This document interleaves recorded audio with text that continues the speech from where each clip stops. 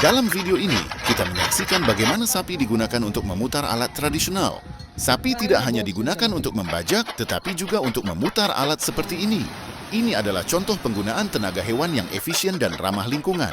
Dengan menggunakan tenaga sapi, petani dapat menghemat bahan bakar dan mengurangi ketergantungan pada mesin modern. Hal ini juga menjaga tradisi lokal tetap hidup.